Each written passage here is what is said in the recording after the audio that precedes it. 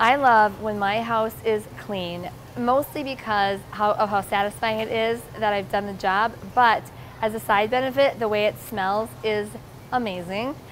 I'm here with Amy Haggerty today, a wellness expert at Lakewinds, and you are going to teach me how to make homemade cleaning supplies that are great for us and great for the environment and also smell good. Right.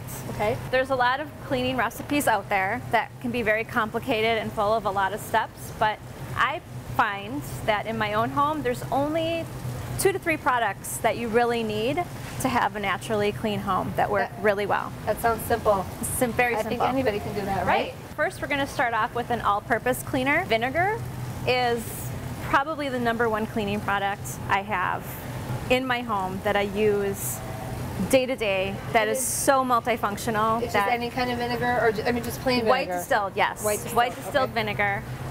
You can use it for so many different things. A lot of people don't like the smell of vinegar, which is hard, but you can add essential oils, or in this case, I've added orange peels that you let soak in a jar of vinegar. And if you smell that, it smells great, and it looks, look how pretty that is. Right? So during citrus season, this is really easy to accomplish. You just, whenever you eat an orange, throw your peels in here, fill it with vinegar, let it sit for about a week to really let the oils go through. Vinegar is acidic and it's a natural disinfectant, and the oils from the oranges they help cut through grease. Okay. In seasons when citrus isn't so plentiful, essential oils. So this is just an orange essential oil. Yep. We can find this at natural food stores. Correct. Okay. Yep. And you can add however many drops you want. I was gonna say, how many do you start with? I would start with about 20 to 40 drops. All right. And now we'll do the same thing as the orange peels. Right. Okay.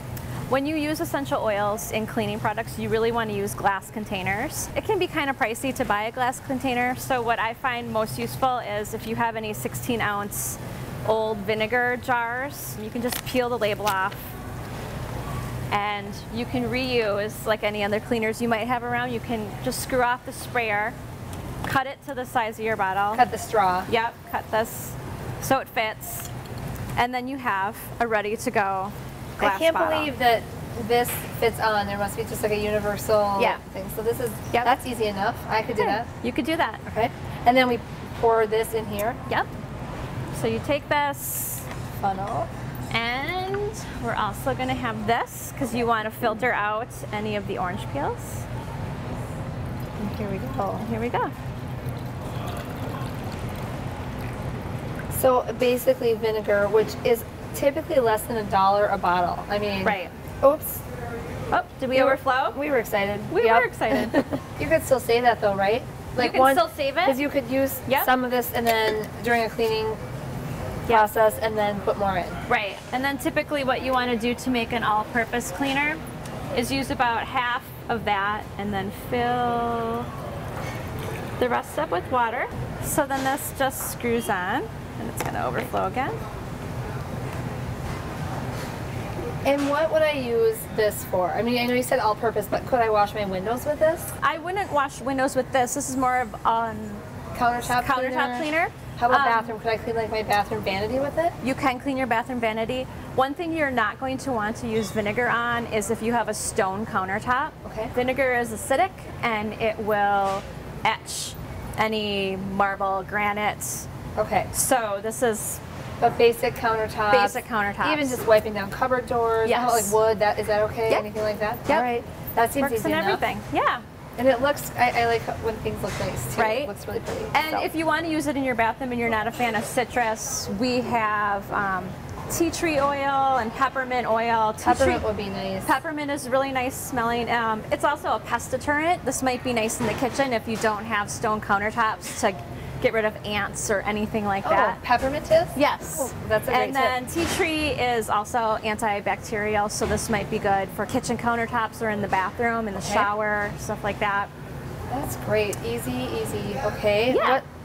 What next? Carpets. Carpets. Yes. Sometimes you just want to freshen up a room. So baking soda is really good for freshening. I mean, you put it in your refrigerator Yes. and stuff like that to eat up orders. So to make a carpet freshener, you just take a 1/4 cup of baking soda and then 20 to 40 drops of essential oil. And we're putting lavender in here, so you could pick whichever smell you wanted. Okay. And then what you do is you just stir it up to mix it around. You'll let it sit overnight in a container. We see we have glass because we have essential oils again. Yep. So you letting it sit overnight will just let the essential oil kind of permeate through the baking soda. That makes sense. And then you'll just sprinkle it on your carpets, let it sit for 15 minutes, and then vacuum. Could this be used on an area rug as well? It could. Okay. Essential oils can be the bigger part of the investment, but once you buy them, then you have them for a while. And you get a lot of use out of a bottle. Yes. I mean, and all of these ingredients are very inexpensive, probably less than the pre-made things you would buy for cleaning. right, these are very, very cost-effective things. So, and you can tell you're going to get, you know, multiple uses out of this. This isn't just, unless you are vacuuming in a really large room, this is going to cover a lot of. And you could even put like a shaker lid on here or something so you could shake it out rather than, okay. Now for stain removal, we can use baking soda as well. For pet stains, and you know the kind I'm talking about. Yeah, unfortunately, Amy, I do. Easiest thing to do is to soak it with vinegar and just let it dry naturally. Really? The vinegar is going to break it down and remove any odors. And then do like I vacuum it up or scrub it or just let it dry? Just let it dry, and it'll just evaporate. Wow. For any other stains, you know, kids spill stuff or other pet issues, stuff like that, you can make this really great paste. And all you do is use, you know, however much paste you think you're going to need to cover your area. You use baking soda, and then I like to keep this a little spray of vinegar. This is 100% white vinegar that I've put in a small, easy to use bottle. Okay. And you just make a paste out of it.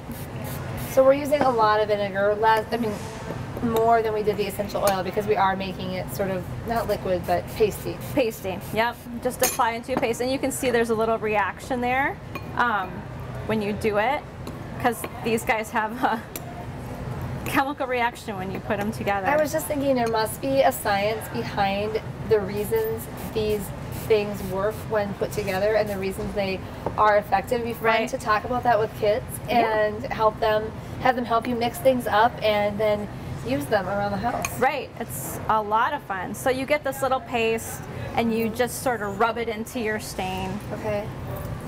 Yep.